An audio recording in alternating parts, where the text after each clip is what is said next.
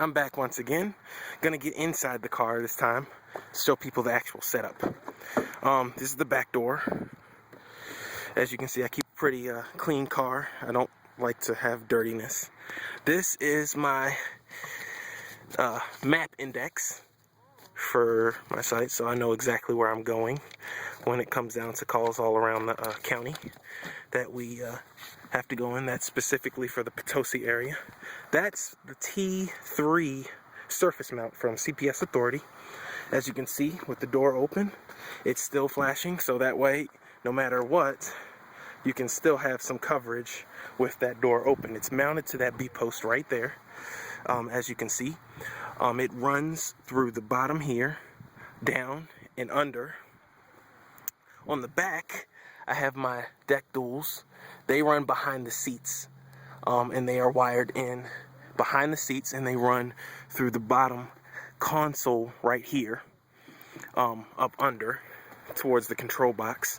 I do have separate batteries here in the back of the car. They aren't usually exposed like that. I just took off my covering so you could actually see them for the video, so that way, you know, they don't overheat or anything like that. But those batteries are connected to that control box up front you saw in an earlier video. Let me get in and show you that right there. That setup.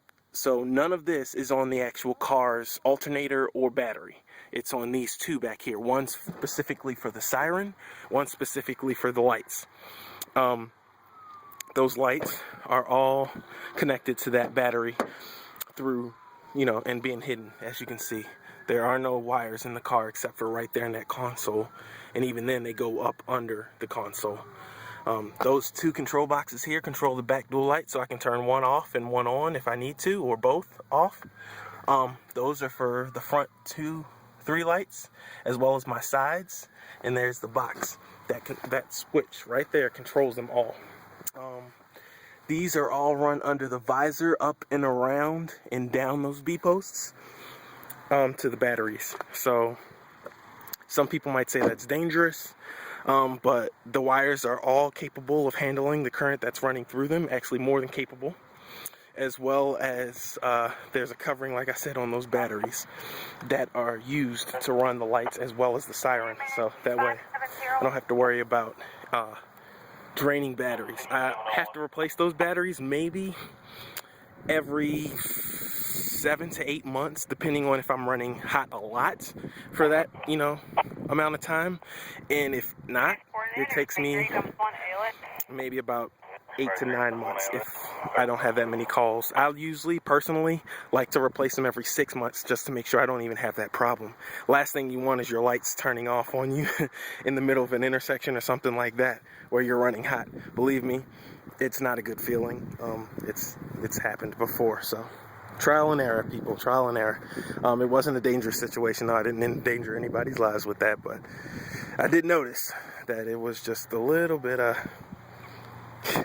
I was getting too many odd looks with a siren on and the lights. But yeah, so that setup works wonderfully for me. And if you have any questions, please let me know. I am very inept on my setup. I know exactly how to wire things. I have an engineering background before medicine, so I do know what I'm doing. I'm not just one random yahoo that does wiring and things like that. So I know my circuits and my resistors and everything that needs to be where it needs to be and the loads that everything can bear. So I'm not gonna ramble, but that's the inside as well as the outside setup of the car.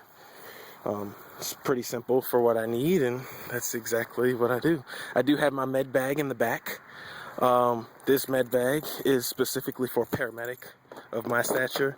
I have everything, as you can see, it's very, very big bag. I have some boots back there for wildland fires, which we get a lot of. Those are suspenders right there for an extra pair for my bunker gear.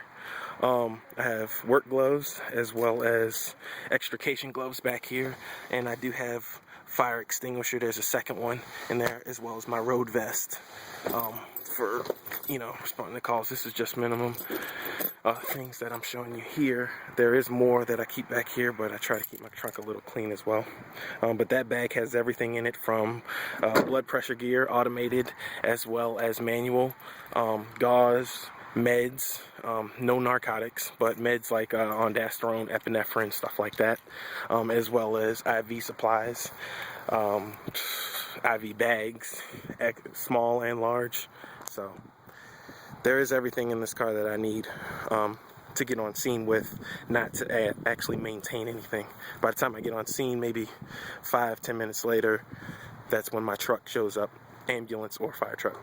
All right, if you have any questions, let me know, and I will gladly answer them. Thank you for watching.